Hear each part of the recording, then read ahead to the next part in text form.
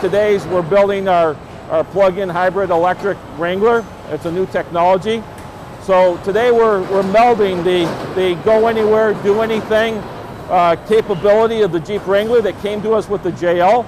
That the top off, the doors off, the windshield down, water fording, go anywhere you want with the Jeep Wrangler that Americans have loved for over 80 years.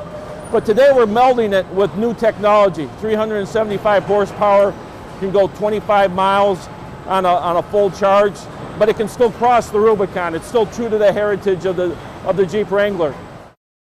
Jeep is a leader in sustainability, and so this is the technology that will lead the Jeep Wrangler into the future. It will provide us with job security here, and it also provides a platform for Jeep around the world for sustainability and for new technology to be green and to be leaders in green and leaders in sustainability around the world.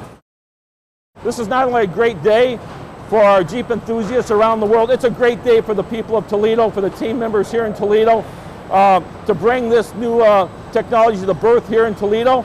I want to give a shout out to everybody here in Toledo for making this possible.